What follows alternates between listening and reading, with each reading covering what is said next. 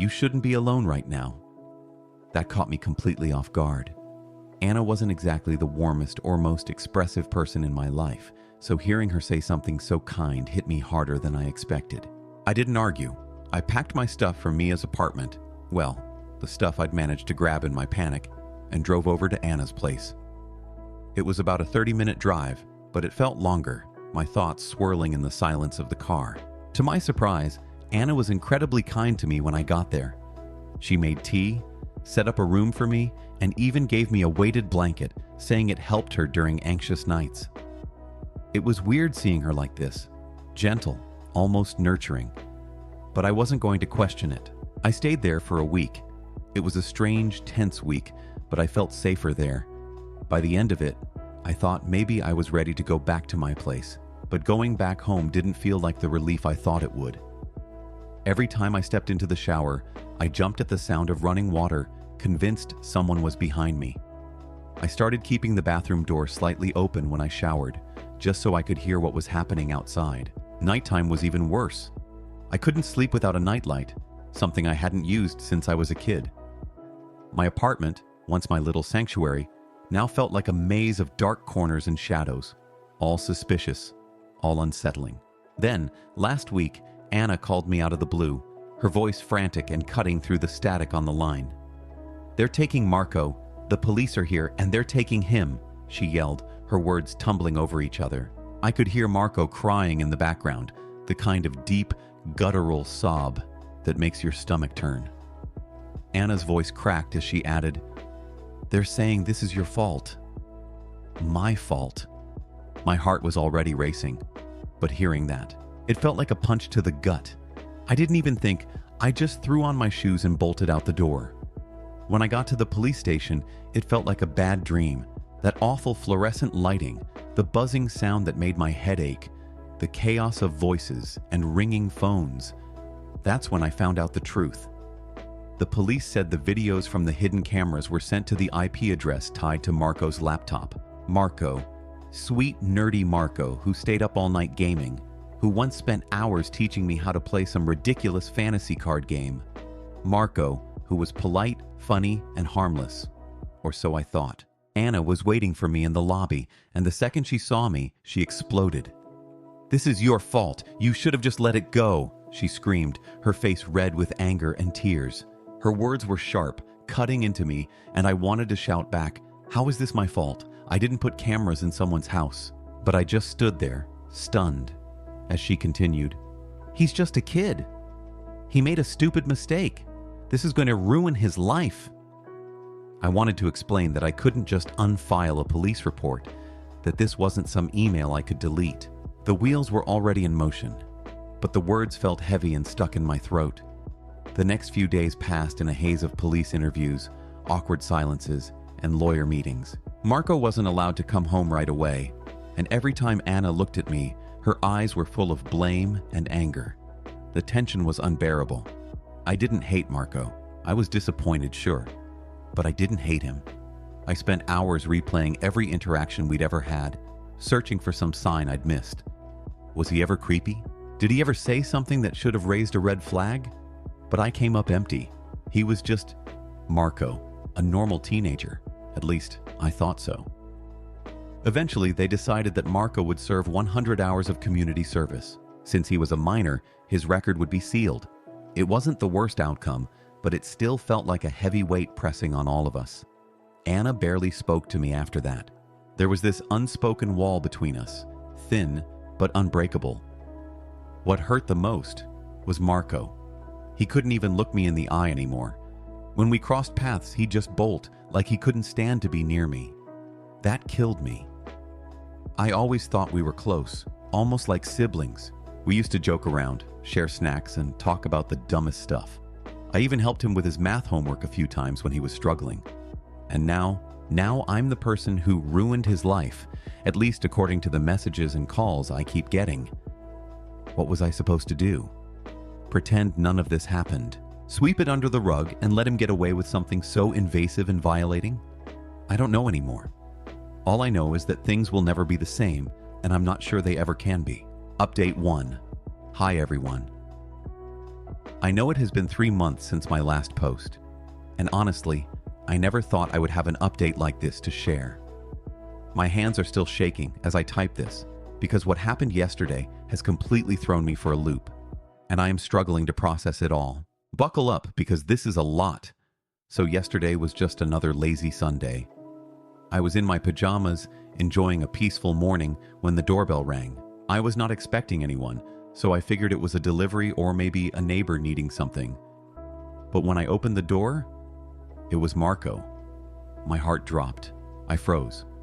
Marco and I had not spoken since everything went down, and honestly, I had no idea how I felt about seeing him again. Part of me wanted to slam the door in his face, and another part was just too stunned to react. He looked like a mess. His hands were fidgeting with his sleeves, and he would not meet my eyes. After a long, awkward pause, I finally managed to ask, "What are you doing here?" He swallowed hard and said, "I need to talk to you." For a second, I thought, maybe this is it. Maybe he's finally here to apologize. Against my better judgment, I stepped aside and let him in. The tension in the room was unbearable.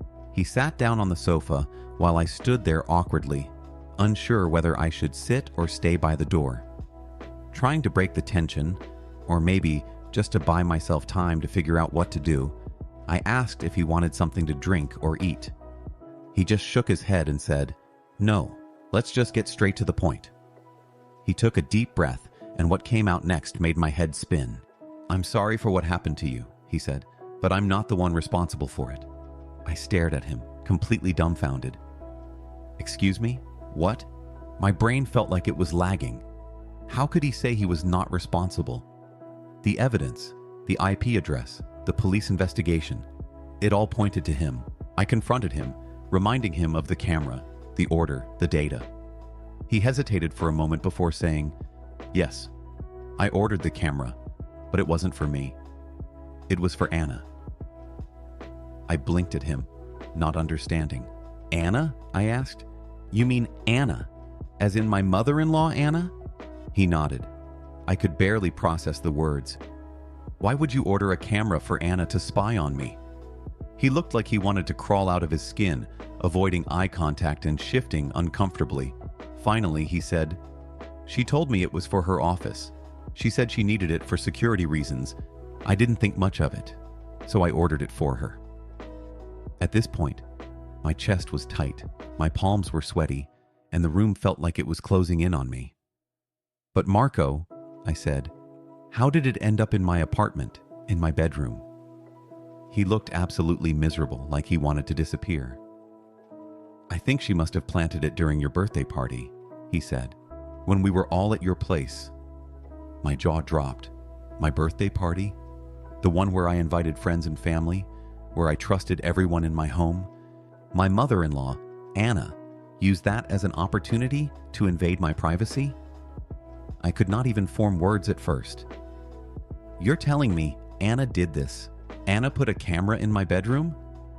Marco nodded, but quickly added, "I don't know for sure, but I swear, Didi, I didn't do it. I would never do something like that to you."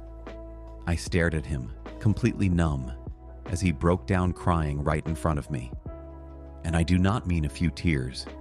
He was full-on sobbing, shoulders shaking, face buried in his hands. Seeing Marco like that, this goofy, carefree kid I thought I knew, fall apart like that broke something in me. I just sat there, frozen, watching him cry, my brain desperately trying to make sense of everything he had just told me. When he finally calmed down a little, I asked the question that had been burning in my mind. "Why did you not tell me any of this before, Marco? Why are you only telling me now?" He looked at me with red, swollen eyes and said, "When Anna found out you filed a police report, she pulled me aside. She told me, 'They're not going to be able to catch you, and even if they do, you're a minor. You won't face any real jail time. But if they find out it was me, I'll go to prison.'" I think my jaw actually hit the floor at that point. I could not believe what I was hearing. Marco continued, "I didn't say anything because I wanted to protect my mom. She's my mom, you know? I thought I was doing the right thing, but I couldn't live with it anymore. I couldn't keep avoiding you. and I couldn't keep pretending it was all okay. He told me how he had been avoiding me because he was terrified of seeing disgust in my eyes. He said every time he thought of me, all he could think about was the camera, the police, and the way I looked at him when everything first went down. And then he said something that completely gutted me. Word had gotten out at his school. The whole thing started unraveling like the plot of some poorly written drama, except it was real, and I was living it. After the camera incident blew up, the rumors spread faster than I could even process what was happening. Marco told me how the kids at school were avoiding him like he was contagious, whispering when he walked past, shooting him dirty looks, treating him like some kind of villain straight out of a true crime documentary.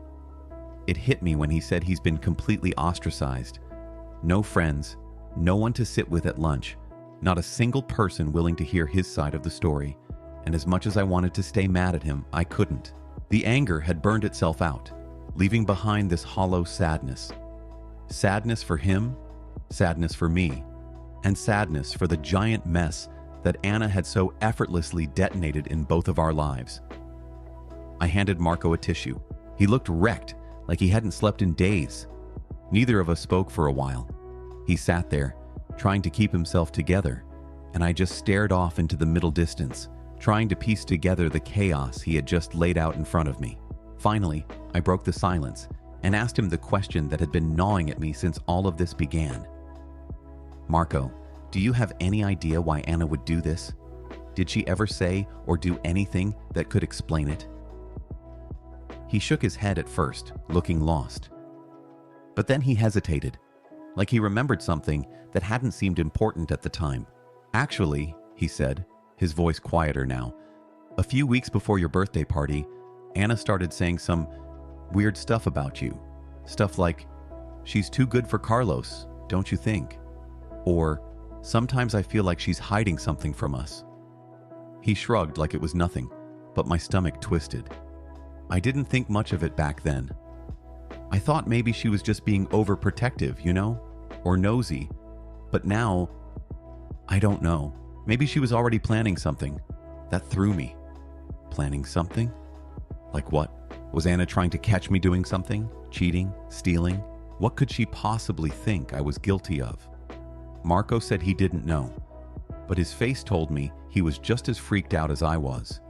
After he left, I sat on the couch, staring at the floor like it held the answers I was so desperately searching for. I couldn't stop replaying everything Anna had ever said or done around me.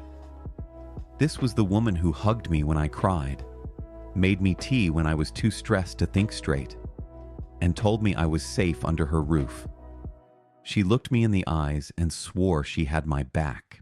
And now it felt like she had been orchestrating this nightmare all along. I felt sick. Actually, physically sick. I haven't told Carlos yet. He's at work, and honestly, I don't even know how to start that conversation. Hey babe, so your mom might have been the one who planted a hidden camera in my room. Thoughts? Like, how do you even say that out loud without sounding insane? He's supposed to come home next weekend, and a part of me is terrified he won't believe me. Or worse, what if he does, and it wrecks his relationship with Anna completely? But then again, how could I not tell him? He deserves to know. The worst part is that I can't stop questioning everything. Why would Anna do this? Was it because she didn't trust me? Did she think I wasn't good enough for her son? Or was this some kind of twisted power move? Is there something even darker going on here that I haven't figured out yet? And then there's Marco. Why did he decide to tell me this now, after 3 months of radio silence? Was it guilt? Or is he just trying to cover his own tracks? Every answer he gave me only led to more questions, and I feel like I'm drowning in them. I've been pacing my apartment for hours, trying to figure out my next move. Should I confront Anna directly? Should I go back to the police and tell them what Marco said? Or do I wait for Carlos to come home and let him decide what we do? Every option feels like a losing game. I'm trapped in this twisted soap opera that just keeps getting worse, and I honestly don't know how much more I can take. So yeah, here I am, spilling my life story to the internet because I have no idea what else to do. Any advice, guys? Because right now, I am completely lost. Update 2. Hi everyone. First of all, thank you so much for all your comments and suggestions on my last post. Honestly, reading through them made me feel a little less alone in this mess. This whole situation has been so heavy, and knowing there are people out there who actually care enough to read and respond means a lot. So, here's the update. I was terrified to tell Carlos. This is his mom we're talking about. But I knew I couldn't carry this weight by myself anymore. It was eating me alive. Yesterday morning, Carlos came home early.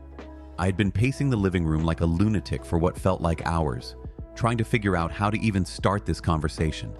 And the second he walked in, it all just spilled out. Word vomit. I told him everything. How Marco showed up at our place, what he said, how scared he looked, and how he's been carrying all this guilt for who knows how long. Carlos just stood there for a second, staring at me like I had just told him the sky was green or something. Then he shook his head and said, "Marco's lying. My mom would never do that." And you know what? I can't even blame him. This is his mom, the person who's been this rock-solid, unwavering figure in his life. To hear that she might have planted a freaking camera in our house because she thought I was cheating on him? That kind of thing shatters your entire perception of someone. But I looked him right in the eyes and said, "Carlos, I saw Marco. I saw how he was crying, how he could barely even look at me. He's not lying. He's scared, and he's been carrying this all by himself." Carlos didn't say anything for a minute, but then he just said, "We need to figure this out right now." And that was it. Next thing I know, we're in the car, heading to Anna's house. Let me tell you, those 20 minutes in the car were brutal. The silence was so loud, it was deafening. Carlos was gripping the steering wheel so tight his knuckles turned white, and I just stared out the window, trying not to throw up. When we got to Anna's house, Marco wasn't there. Apparently he was out, but Anna insisted we stay for dinner. Carlos said yes, probably because he wanted to wait until Marco came back before confronting anyone. Dinner was, wow, it was tense. Like, I could barely eat a single bite. Every time someone said anything, it felt like the words just evaporated into this thick, suffocating air. Eventually, Marco came home. He sat down at the table, gave me this quick, nervous glance, and then just stared at his plate, like it was the most interesting thing in the world. We all ate in silence for about 5 minutes, and then Carlos couldn't hold it in anymore. He put his fork down, looked Marco dead in the eyes and said, "Marco, did you tell her what you said to me? I want to know why you're lying about my mom." The whole table froze. Marco looked at me, then at Anna, then back at his plate. I gave him a small nod like, "It's okay, you can tell him." Marco took a deep breath, sat up straight and said, "I'm not lying, Carlos. It wasn't me. It was Mom. She told me to keep quiet about it." Anna's fork clattered onto her plate. She turned to Marco with this icy look and said, "Marco, enough. Stop making up stories." And that's when it all just blew up. Marco started yelling. Anna started yelling back.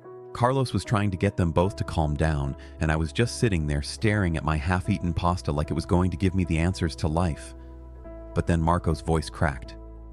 He started crying, like really crying, and through his tears he said, "Mom, please stop lying.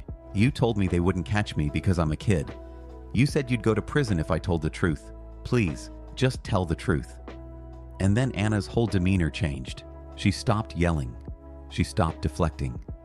She just slumped back in her chair and covered her face with her hands. When she finally spoke, her voice was so quiet I almost didn't hear her. "Fine," she said. "Yes, it was me. I did it." Carlos just stared at her like she was a stranger. He asked, "Why, Mom? Why would you do something like this? Why would you spy on Dee Dee? She's never given you a reason not to trust her." Anna started rambling about how she had this feeling something was off, how she wanted to protect Carlos, how she thought I was hiding something. She kept saying things like, "I wasn't going to use the footage for anything bad. I just wanted to be sure." "Sure about what, Anna? That I'm some kind of supervillain plotting world domination from my kitchen?" Carlos didn't say anything for a long time. Then he just said, "I've never been this hurt in my entire life." He stood up, grabbed his keys, and said, "I need to leave." I followed him out. The drive home was just as silent as the one there. When we got back, Carlos went straight to our bedroom, closed the door, and didn't come out for hours. I sat on the couch, staring at the TV, not even registering what was on the screen. Eventually, Carlos came down. He sat next to me and said, "I don't know how to process this. My mom, my own mom, did this to us? To you? How do I even begin to deal with that?" And honestly, I didn't have an answer for him. We haven't talked much since. It's like there's this heavy fog hanging over both of us. I know Carlos is heartbroken, not just because of what his mom did, but because he defended her so fiercely at the beginning. And me, I'm just exhausted. Emotionally, mentally, everything. I don't know what happens next.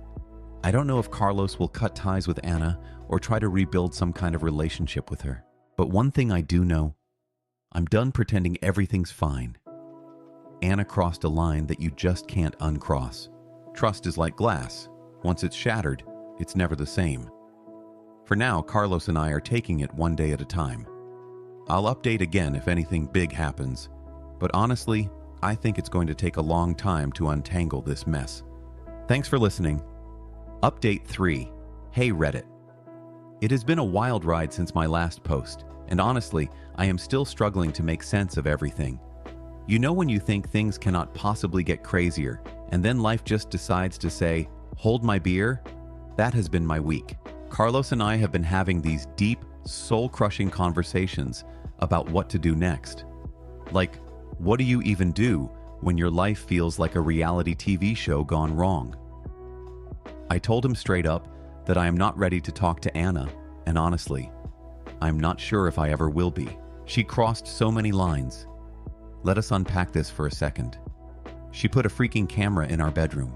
Our bedroom, the one place that is supposed to be safe and private. Then she roped Marco into her mess, made him carry all the guilt, fear, and consequences, and had the audacity to let him take the fall. On top of that, she lied to everyone's faces for months. How do you even begin to forgive something like that? Carlos gets where I am coming from, but I can see how much this is tearing him apart. He has always been super close to his mom. She was his confidant, his best friend. And now, he is caught in this impossible situation. He feels like he is betraying her by not talking to her. But he also knows that what she did was unforgivable. The guilt is eating him alive, and I hate seeing him like this. And just when I thought we had hit rock bottom, life threw us another curveball. Yesterday around 6 p.m., Carlos was in the shower, and I was scrolling through my phone in the living room when the doorbell rang. I opened the door, and there was Marco standing there with a duffel bag, a backpack, and this look on his face that said, "I have officially had enough." Before I could even say a word, he blurted out, "Mom kicked me out." I just stood there, frozen, trying to process what I had just heard. Marco is still just a kid, barely out of his teenage years, and he has been carrying so much weight on his shoulders. And now his own mom, who should have been his safe haven, turned her back on him. I pulled him inside, sat him down on the couch, and asked him what happened. Apparently, Anna and Marco got into another huge fight because Carlos has been avoiding her calls. Marco said she completely lost it, yelling, throwing things, the whole 9 yards. She blamed him for everything, said he had ruined her life by telling us the truth, and then told him he was no longer welcome in her house. Can you even imagine? She kicked her own son out because he did the right thing. I cannot wrap my head around it. When Carlos came out of the shower and saw Marco sitting on the couch with his bags, he looked at me, then at Marco, and said, "What happened?" Marco laid it all out, how Anna blamed him, called him disloyal, and basically treated him like he was disposable. Carlos did not say anything for the longest time. He just sat down next to Marco, put a hand on his shoulder, and said, "You are staying here for as long as you need to." And that was that. We set Marco up in the guest room, I made him dinner, and then Carlos and I stayed up late talking. Again. Here is the thing. Marco does not want to involve the authorities, and honestly, I do not either. This whole situation is already such a tangled mess. The idea of police reports, court dates, and all the added drama makes my head spin. But at the same time, my heart breaks for Marco. He is so young, and he has been forced to grow up way too fast because of all this. He has been carrying guilt, shame, and fear for months, and now he has been abandoned by his own mother. Carlos told me he has been ignoring Anna's calls, and I do not blame him. I think he is scared of what she might say, whether it is more excuses, more manipulation, or worse, some twisted attempt to make him feel guilty for cutting her off. And the timing could not be worse because Carlos is leaving soon for work. He is being stationed overseas, and this has been in the works for months. But now it feels like the worst possible moment. We talked about what would happen when he leaves, and we agreed that Marco will stay with me. Carlos promised to check in regularly, but I can tell he feels guilty about leaving us in the middle of all this. Honestly, I do not mind having Marco here. He is a good kid, and he just needs some stability. Someone to show him that he is safe now. But at the same time, it is surreal. I never imagined myself playing guardian to my teenage nephew because his mom decided to channel her inner soap opera villain. And Anna? She has been blowing up Carlos's phone with texts, calls, voicemails, you name it. Some are angry, accusing him of choosing me over his own mother. Others are more pitiful, begging for a second chance. It is exhausting. Right now, we are just taking things one day at a time. Marco is here, he is safe, and that is what matters. Carlos and I are trying to hold everything together, supporting each other as best we can. It feels like our little family is hanging on by a thread, but at least we are still here. Thank you for letting me vent, Reddit. You have no idea how much it helps to get all of this off my chest.